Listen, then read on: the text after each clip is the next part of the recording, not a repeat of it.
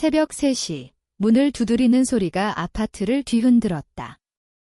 아직 핸드폰을 집어들기도 전에 문이 산산조각 나며 열리기 시작했다.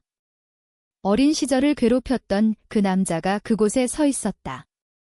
눈은 핏발이 서 있고 위스키 냄새가 진동했다. 몇 분 만에 내 몸에 7개의 멍자국이 새겨졌다. 복도의 어머니는 눈물을 흘리며 속삭였다. 내가 이걸 당해도 싸하지만 그들은 그 밤이 그들이 쌓아온 모든 것을 무너뜨릴 복수 계획의 시작이 될 줄 몰랐다. 내 이름은 김지은, 32살, 서울의 심리상담사로 트라우마를 치유하는 일을 한다. 하지만 20년 전 12살 소녀일 때 아버지의 폐암이 모든 걸 무너뜨렸다. 병이 아버지를 앗아가기 전 우리 집은 웃음으로 가득했다. 아버지는 마트에서 나를 어깨에 태우고 가장 높은 선반의 토마토를 골라주셨다. 어머니는 못마땅한 척 눈살을 찌푸리시지만 미소가 그 마음을 드러냈다. 우리 셋은 팀이었고 내부 농담과 일요일 팬케이크 전통으로 묶여 있었다. 아버지가 돌아가신 후 어머니와 나는 서로를 붙잡고 생존자처럼 떠밀려 다녔다. 2년 동안 슬픔을 함께 헤쳐나갔고 그 공백을 메우는 법을 배웠다. 어머니 이선희는 병원에서 더블 근무를 했고 나는 전자레인지 요리와 숙제에 익숙해졌다. 우리는 견뎌내고 있었고 심지어 기쁨의 순간을 다시 찾고 있었다. 그러다 최태우가 우리 삶에 들어왔다. 어머니는 병원 자선 행사에서 그를 만났다. 최태우는 홀어머니와 어린 딸이 꿈꿀 만한 모든 것을 가진 남자였다. 성공적이고 세련되며 세심했다. 서울의 대형 은행 고위 관리자로서 그는 들어서는 모든 방에서 존경을 받았다. 그의 은빛 벤츠가 우리 평범한 집 앞에 서면 이웃들이 커튼 뒤에서 속삭였다. 선희 씨의 행운에 대해 그는 나를 천천히 체계적으로 사로잡았다. 최태우는 아버지를 대체하려 하지 않았다. 그럴 만큼 똑똑했다. 대신 친구처럼, 동맹처럼 자신을 포지셔닝했다. 저녁 식사 중 천문학을 좋아한다고 말하자 다음 주에 망원경이 집에 도착했다. 수학이 어려울 때 서울 최고의 과외 선생을 구했다. 학교 연극에 참석해 어머니와 앞줄에 앉아 가장 큰 박수를 쳤다. 너 정말 운 좋다 친구 혜진이 쇼핑몰에서 벤츠로 데리러 온 후 말했다. 완벽한 의부사버지잖아. 오나는 그 말을 믿고 싶었다. 어머니의 눈에 비친 동화 같은 반짝임을 믿고 싶었다. 만난 지 6개월 후 최태우는 제주도의 바닷가에서 프로포즈했다. 어머니는 행복한 눈물로 예스를 했고 나는 그가 맡긴 반지 상자를 들고 서 있었다. 우리가 다시 온전해질 것 같았다. 결혼식은 서울의 고급 호텔에서 소박하지만 우아하게 치러졌다.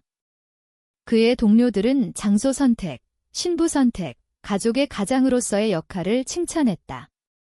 어머니는 아이보리 드레스에서 빛났고 아버지의 진단 이후 가장 젊어 보였다. 최태우가 샴페인 잔을 들며 내 두 아름다운 여자들을 축하할 때 나는 몇 년 만에 안전함을 느꼈다. 하지만 안전은 가장 위험한 환상일 수 있다는 걸 배웠다. 지금 돌이켜보면 그때 붉은 장미처럼 보였던 위험 신호를 볼 수 있다. 어머니가 다른 남자의 농담에 크게 웃을 때 그의 턱이 굳는 방식. 우리의 일정을 외우는 방식. 항상 어디에 있는지, 누구와 있는지 아는 것, 대화를 교묘히 이끌어 어머니가 자신의 기억과 결정을 의심하게 만드는 방식. 선희야, 돈을 아끼자고 했잖아. 어머니가 부산 언니를 방문하고 싶다고 하면 말했다.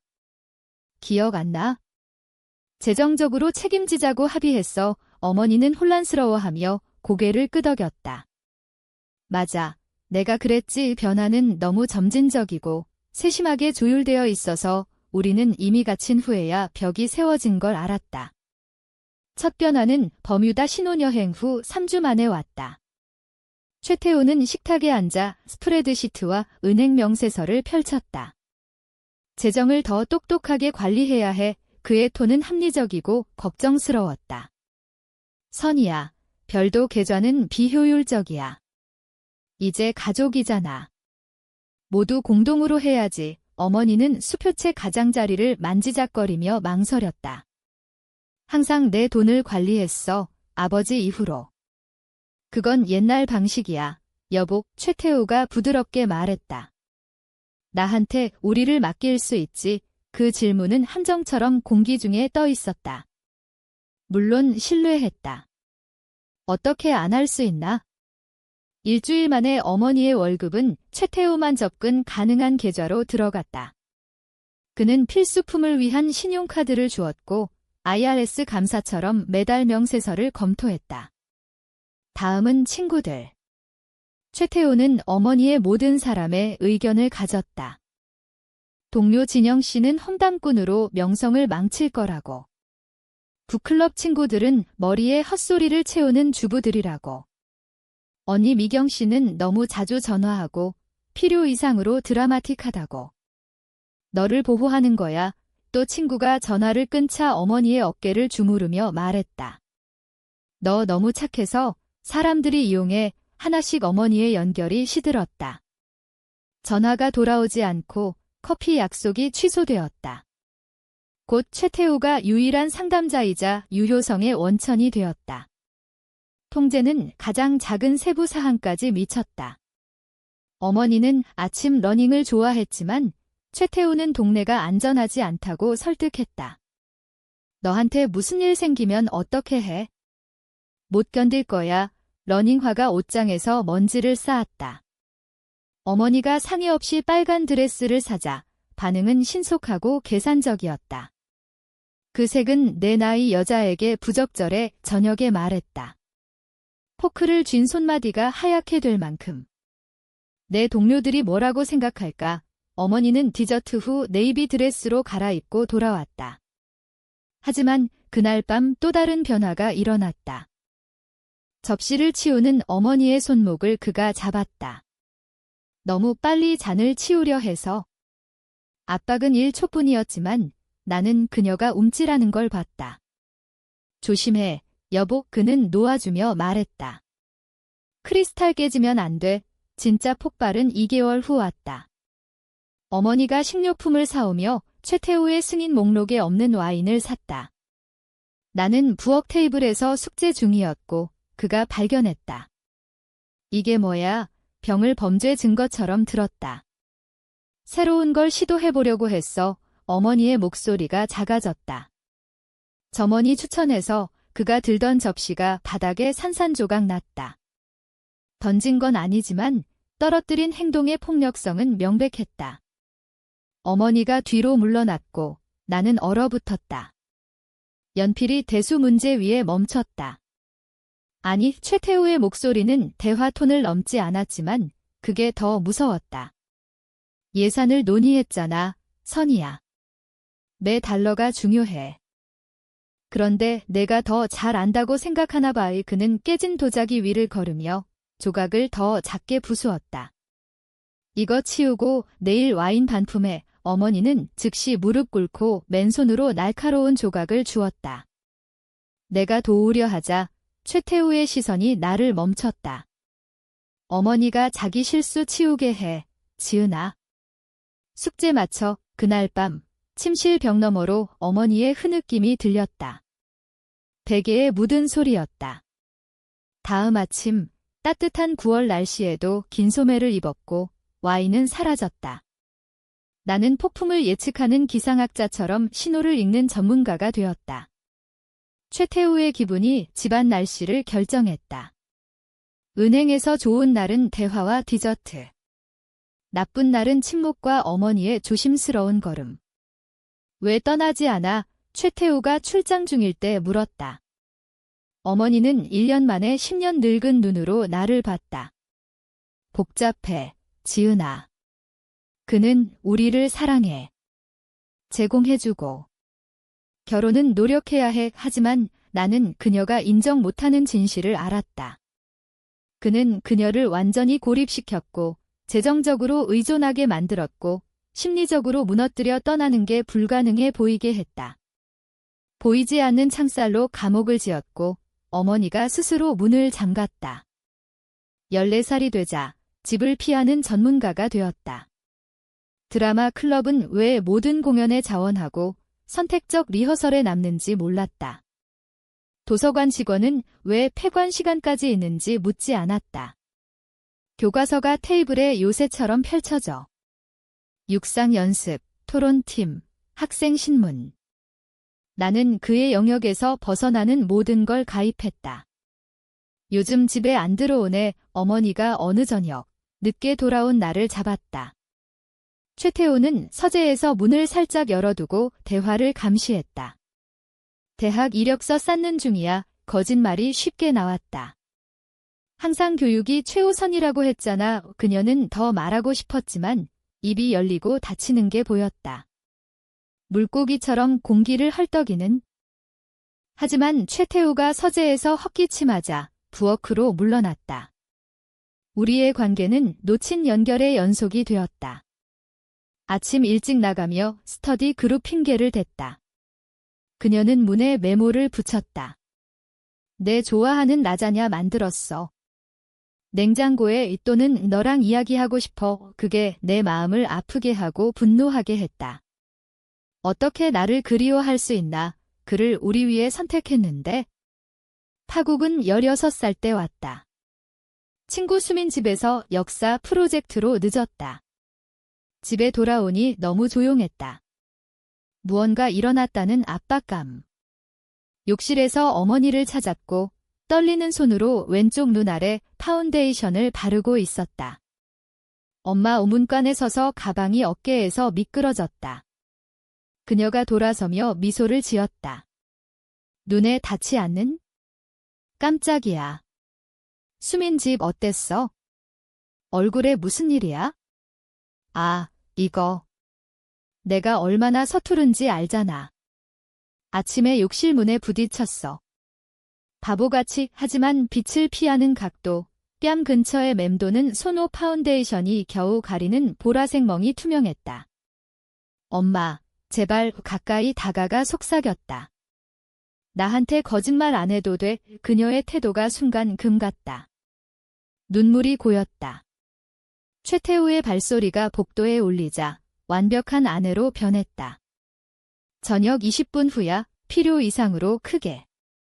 씻어. 그날 밤 식탁에서 그들 맞은편에 앉아 최태우가 스테이크를 정밀하게 자르는 걸 봤다. 어머니는 음식을 거의 안 건드렸다. 그는 모기지 금리와 시장 전망을 논의했고 그녀는 적절히 고개를 끄덕였다. 정상적이었다. 너무 숨막히게 정상. 선희가 말하길 내가 도서관에 많이 간다고 최태우가 갑자기 말했다. 내 눈을 찾으며. 공부 중이야. 그의 시선을 맞췄다. 좋아. 교육은 중요해. 하지만 가족 시간도 중요하지. 그는 어머니의 손을 쥐었다. 그녀가 거의 눈에 띄지 않게 움찔했다. 하지만 나는 봤다. 그렇지, 여보. 물론 어머니의 목소리가 텅 비었다. 저녁 후 그녀가 식기세척기를 채우는 동안 몰았다. 최태우는 컨퍼런스 콜 중이었고 서재에서 목소리가 들렸다. 우리가 떠날 수 있어. 급히 속삭였다. 지금 짐 싸서 이모 집으로. 어머니의 손이 접시 위에 멈췄다. 지은아, 그만해. 그가 너를 때려. 알아. 넌 이해 못해. 그럼 이해하게 해줘. 목소리가 올라갔지만 낮추려 애썼다. 왜 그걸 허락해? 그녀가 나를 보며 돌아섰다. 부엌에서 아버지와 춤추던 어머니의 유령이 보였다.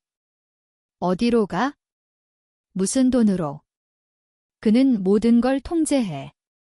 집은 그의 이름으로, 계좌, 내 차까지. 떠나려 하면 그녀가 말을 멈췄다. 하지만 눈의 공포가 문장을 끝냈다. 쉼터가 있어. 프로그램이. 그리고 아무것도 없이 시작해. 너를 지저분한 이혼으로 끌어들여. 대학 전망을 망쳐? 그녀가 비누 냄새 나는 젖은 손으로 내 얼굴을 감쌌다. 넌 거의 벗어날 수 있어, 아가야. 2년만 더 2년은 버틸 수 있어? 너를 여기 두고 안 가? 갈 거야. 그녀의 목소리가 맹렬해졌다. 모성 본능이 드러났다. 최고 대학에 가서 최대한 멀리. 그가 닿지 않는 삶을 만들어. 약속해. 지은아, 나는 소리치고 흔들고 당장 경찰을 부르고 싶었다. 하지만 그녀의 유령 같은 눈을 보며 이미 선택했다는 걸 알았다. 내 자유를 사기 위해 자신을 희생하는 약속할게 속삭였다. 배신의 맛이 났다. 그날 밤부터 복수심으로 공부했다. 모든 A+가 탈출 단계였다. 장학금 신청이 생명줄이었다. 어머니를 구하려는 시도를 멈추고 자신을 구하는 데 집중했다. 그걸 증오하지만 그녀가 원하는 거라 알았다. 하지만 모든 걸 기록했다.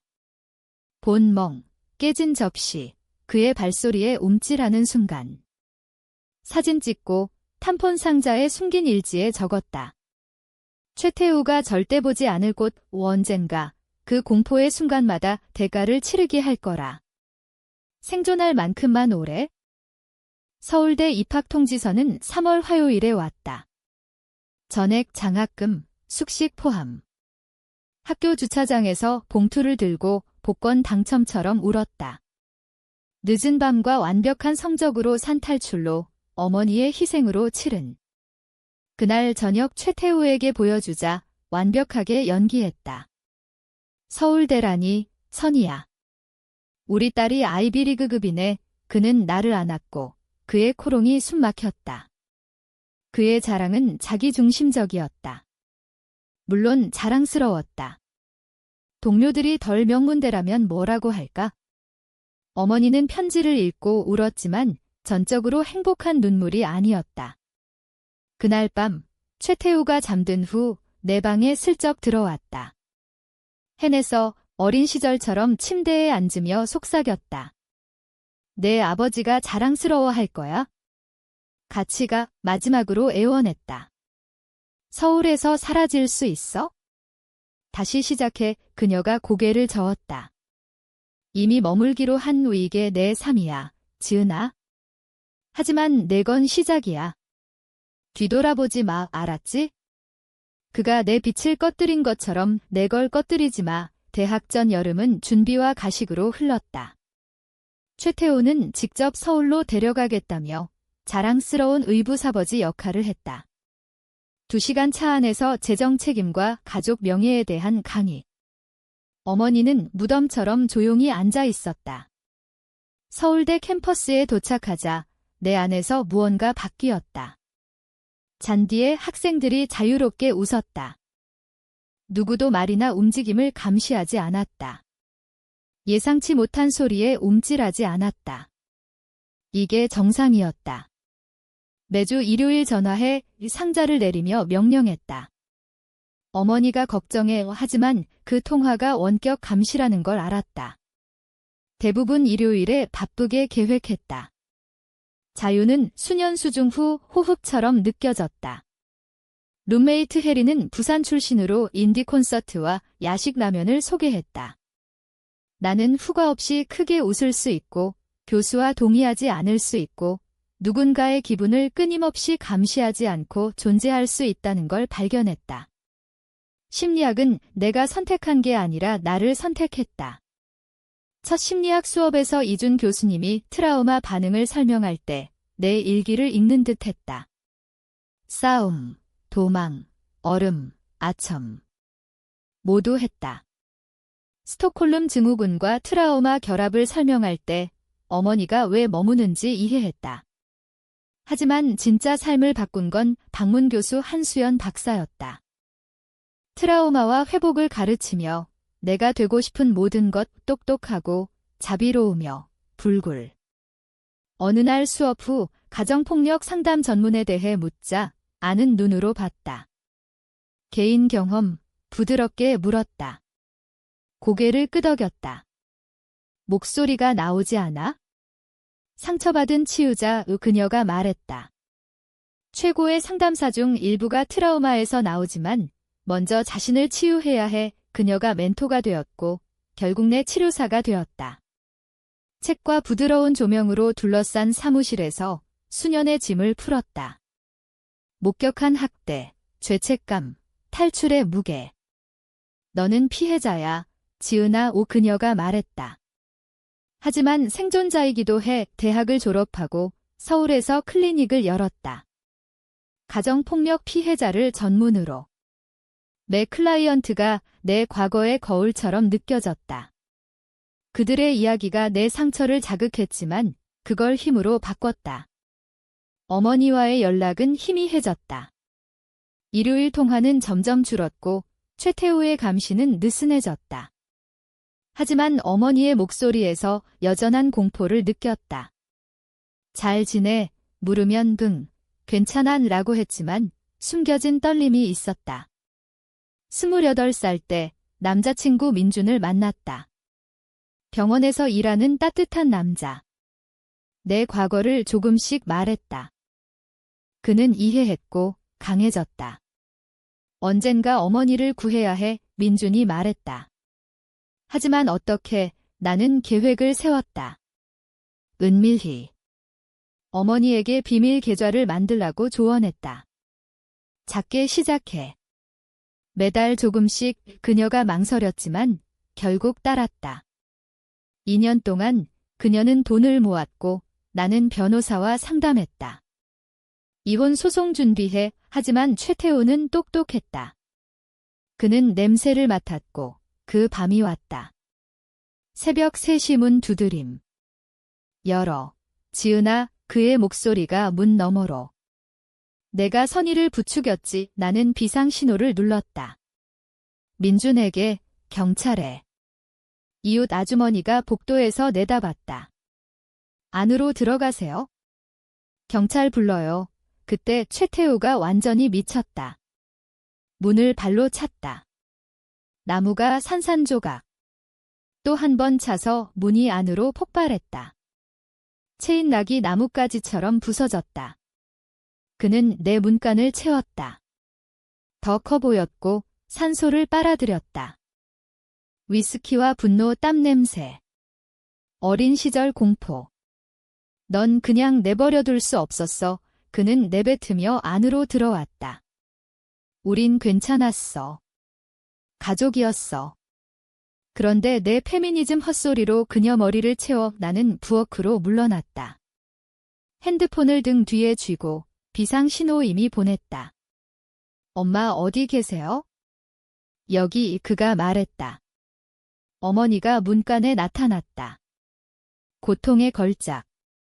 왼쪽 눈 부은 채 입술 찢어지고 턱에 마른 피 세상에 엄마. 그녀가 떠나려 했어. 최태우가 모든 걸 설명하듯. 내 출장 중에 가방 쌌어. 내 아이디어로 내 돈 훔쳐서. 너 때문에 때린 거지. 수년 억눌린 분노가 터졌다. 그의 손이 빠르게 나왔다. 손목을 잡아 비틀어 핸드폰이 바닥에 떨어졌다. 내 아내를 훈육했어? 집안 질서를 유지했어. 내가 이해 못한 거 나는 풀려나려 했지만 그의 주임이 세졌다. 다른 손으로 나를 밀쳤다. 벽에 세게 부딪혀 어깨가 폭발했다. 회복 전에 상박을 잡아 커피 테이블로 던졌다. 엉덩이가 가장자리에 부딪혀 넘어졌다. 태우야, 제발. 어머니의 목소리 깨지고 절박. 지은이는 이게 아니야? 처음부터 이 일의 일부야. 내가 기어가려 하자 그는 위에 서서 발로 갈비뼈를 찼다. 공기가 빠져나갔다. 너를 부추기고 음모 꾸미고 우리 결혼 파괴 또 차서 등에. 나는 공처럼 웅크렸다. 자기 방어 수업에서 배운 대로 주요 기관 보호. 하지만 타격은 계속. 어깨, 허벅지, 얼굴 막으려 한 팔, 7개의 명확한 충격. 수년 완성된 폭력의 계산. 고통 속에서 사이렌 소리가 들렸다. 아주머니가 불렀나 봐. 최태우도 들었고 공격이 멈췄다. 이게 끝이 아니야. 그는 몸을 숙여 침을 뱉었다.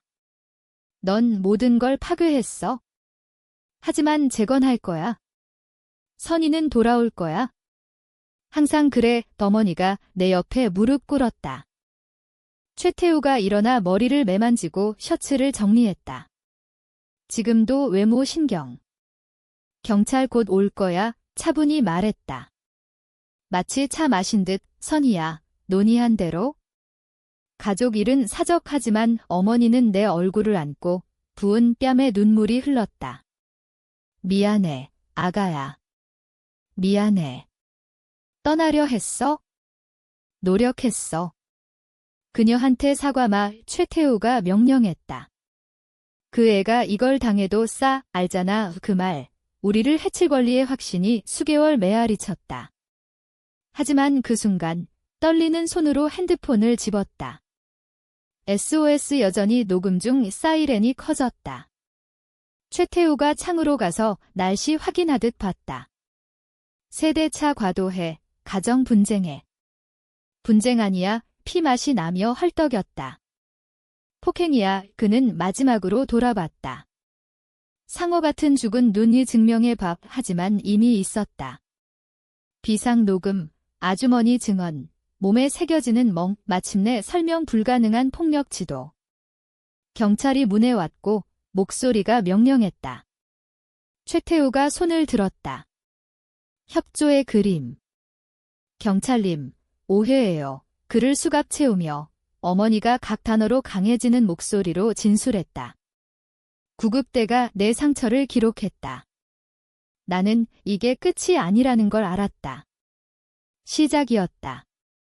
병원 천장에 타일 247개. 엑스레이 기다리며 3번 셌다. 갈비뼈 멍, 어깨 탈구, 연조직 손상, 7멍, 악몽에서 예측한 대로. 민준이 새벽 4시 47분 응급실로 달려왔다. 야간 근무 스크럽 차림. 나를 보고 창백해졌다. 지은아, 맙서사, 무슨 일이야? 의부사버지 부은 입술로 말했다. 엄마가 떠나려 한 걸 알았어. 민주는 내 과거를 알았지만 몸에 새겨진 건 달랐다. 사줄 조심하며 손을 잡았다. 떨렸다.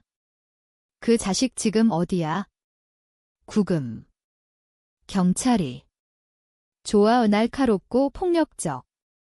아픈 아이 울고 거미 구하는 민준에게서 처음. 어머니는 구석 의자에 앉아 내가 안정될 때까지 치료 거부했다. 하룻밤에 세월이 따라온 듯 고대처럼 누가 크게 말하면 녹을 듯 선희 씨, 민준이 부드럽게. 검사 받으세요. 워커 예상치 않게 강하게 고쳤다. 내 이름 되찾을 거야? 이선이 작은 전쟁 선언이었지만 방에 파문이 일었다. 형사 박미경이 갈비뼈 감는 중 도착했다. 50대 날카로운 눈과 부드러운 손의 이야기를 전해본 오 핸드폰 녹음 명확해 침대 옆 의자 끌며 말했다. 이웃 증언이 모든 걸 뒷받침. 하지만 알아야 해. 내게 처음 폭력인가? 나한테. 내 어머니한테? 아니요. 수년 문서 있어 모든 걸 줬다. 고등학교 일지, 어머니 멍사진, 끔찍한 교리처럼 외운 날짜와 사건. 어머니가 들으며 내가 본 걸 처음 알았다. 혼자 짊어진 무게. 더 있어. 어머니가 갑자기. 금융 사기. 내 연금 훔쳐. 내 이름으로 신용카드 만들었어. 떠날 짐 쌀 때 사무실에서 명세서 찾았어. 박 형사가 메모하며 중립적이었지만 미소 지었다. 연방급이네. 폭행보다 커졌어. 다음 날들 치유하며 어머니가 내 아파트에 머물렀다. 모든 소리에 움찔. 변호사 김지현과 사례를 쌓았다. 서울대 친구로 가정폭력법 전문. 너무 많이 본 분노로 일했다. 최태우 새 실수했어. 부엌 테이블에 문서 펼치며. 첫째, 서울 넘어 폭행. 연방 관할. 둘째, 수년 종이 흔적. 셋째, 시스템 아는 사람한테 한 걸 하지만 감옥 이상 원했다. 완전 파괴. 연락처 있어 말했다. 은행 직장 괴롭힘 조사 중인 기자 지현이 눈썹 올렸다. 계속. 수년간 링크드인으로 새 여자 연락. 내 이름 알아보고 집에서도 학대했는지 물었어. 연락처 있어 어머니가 충격으로 봤다. 말 안 했네? 적절한 순간 기다렸어. 핸드폰 스크롤. 박은정 전 분석가. 그의 진급방해 후 프로모션 망침. 이수미 비서. 사라진 HR 불만. 최혜린 주니어 임원. 경력 위협 녹음 지현이 휘파람. 학대 패턴. 은행이 알았는데 안 행동하면 책임. 알았어 어머니가 조용히. 파일에서 2년 전 합의서 찾았어. 은행이 돈으로 덮었어. 부서만 옮겼어. 다음 주 증거 요새 쌓았다. 서울일보 기자 이준호가 인터뷰하고 문서로 확인. FBI가 은행 직위를 이용한 대출 조작과 뇌물, 해외 계좌 숨김 발견. 하지만 예상치 못한 돌파는 최태우의 첫 아내. 예비 뉴스 보도 후 연락. 15년 전 떠났어. 커피숍에서 말했다. 손 안정적. 아이 없어. 다행. 하지만 내가 묘사한 패턴, 금융 통제, 고립, 폭력 증대. 나한테 한 그대로. 증언할래? 지현이 물었다. 15년 기다렸어. 어머니와 나는 첫 공판 전 밤 함께. 중국 음식 나눠 먹으며 거실. 그녀 달라 보였다. 여전 상처지만 더 단단. 자기 몸을 사는 듯 더 일찍 떠났어야 했어. 처음이 아닌? 할 수 있을 때 떠났어. 나도 처음이 아닌? 그게 중요해. 그가 싸울 거야. 변호사. 미디어 폭풍 맞을 거야. 연방기소와 민사소송으로 모든 권리를 그녀의 손잡았다. 아직 노랗게 퇴색하는 멍 조심. 우릴 깨뜨리려 했어? 대신 우리한테 깨졌어. 다음 아침 지현이 소식으로 처음 미소. 은행이 즉시 해고. 행동과 거리 두는 성명. 은폐 불만 내부조사 최태우. 통제와 명성으로 정체성 쌓은 자. 무너지는 걸 봤다. 하지만 끝 아니었다. 진짜 쇼 시작. 법정은 모든 게 풀리는 날 꽉 찼다. 최태우가 피고석에 비싼 정장 차림. 하지만 구금주가 광택 벗기고 괴물 드러냈다. 어머니와 나는 앞줄에 다른 여자들 곁. 은정, 수미, 혜린, 첫 아내 민정. 공유 생존으로 묶인 자매. 지현이 경고했다.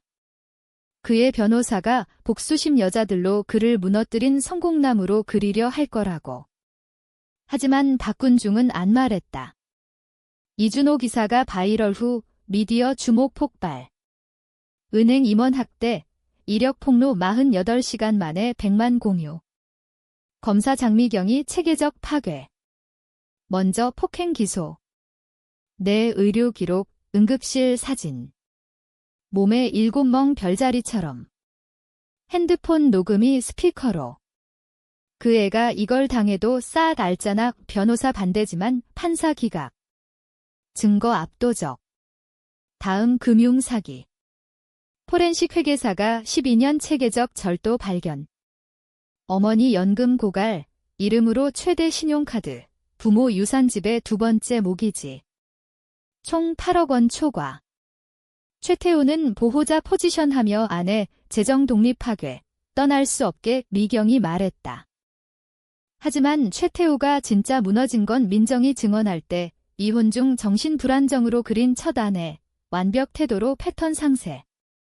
같은 증대, 금융 통제, 끝까지 보이지 않는 폭력. 녹음 있어? 2008, 2009 미니 카세트 상자 내밀며 첫 타격 후 시작. 아니면 믿지 않을 줄 알았어. 법정이 15년 전 그의 목소리 들었다. 같은 위협, 정당화. 유사성 부정 불가. 은정이 직장 괴롭힘 증언하며 진급 거부 후 이메일 위협. 은행 대표들이 불편히 움직였다. 수미가 부적절 제안 녹음. 혜린이 모든 사건 문서화. 은행이 돈과 NDA로 묻음. 검사는 증거 교향곡처럼 각 조각이 피할 수 없는 절정으로. 최태우 변호는 무너졌다. 감정 스트레스, 일시 광기 주장. 하지만 패턴 너무 명확, 계산적, 수년 피해자. 평결은 목요일 오후. 모든 혐의 유죄. 폭행, 구타, 금융사기, 횡령, 전신사기, 협박. 연방 혐의만 최소 15년. 주 혐의 더해 25년에서 무기. 하지만 형사재판은 첫 움직임. 민사 소송 다음, 지현 무자비. 피해금, 의료비, 치료비, 임금 손실, 고통. 다른 여자들 공동 원고로 클래스 액션, 은행 공모 포함. 은행은 신속 합의, 홍보 제한. 숫자 비밀지만 3-2번 재건할 만큼. 최태우 자산 동결, 계좌 비워 보상. 어머니에게서 훔친 집 그녀에게 돌아오고 훔친 모든 돈 미디어 폭풍은 이준호 후속 기사로 강해졌다. 경력 중 더 많은 여자 인터뷰. 한국은행협회 면허 취소. 컨트리 클럽 추방. 수십 년 명성 흔적이 아침 안개처럼 증발. 마지막 타격은 선고 중 최태우 서서 운명 들었다. 30년, 50세 전 가석방 불가. 78세 돼야 신청. 최태우 씨, 판사가 조용한 법정에 말했다. 직위, 지능, 세신명성을 무기로 신뢰한 이들에 썼어. 통제가 절대라 믿었고 피해자들이 말하지 않을 거라. 잘못이었어. 최태우가 쇠사슬로 다가오는 보안관 보며 우리를 돌아봤다. 마스크 완전 벗겨지고 본 모습 보였다. 지배로 정체성 쌓은 작고 한심한 남자. 그 힘없이 아무것도. 이게 끝 아니야. 하지만 확신 없 그는 알았다. 그를 데려가며 어머니가 내 손잡았다. 수년 만에 강한 주임. 법정 밖에서 다른 여자들이 둘렀다. 밝은 오후 햇살에 함께 섰다. 목소리 찾은 생존자들. 그걸로 침묵시키려 한 남자 파괴. 이제 뭐해? 어머니가 빛에 눈 깜빡이며. 동굴에서 나온 듯 살아 말했다. 진짜 살아. 기자 마이크 들이밀었다. 지은 씨, 이걸 보는 다른 생존자들에게 뭐라고. 리처드 같은 통제에 갇힌 연암 생각. 탈출 불가능. 반항이 더 악화라 믿는? 모든 걸 문서화해. 카메라 직시.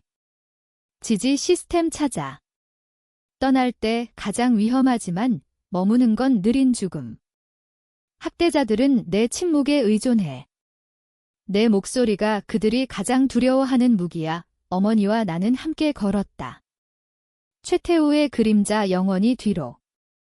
그는 우리에게서 수년 훔쳤고 완전 안 지워질 흉터 남겼다. 하지만 우리는 그에게 모든 걸 빼앗았다. 자유, 명성, 힘, 미래. 7멍은 주만의 치유. 그의 완전 파괴 만족은 영원할 거다.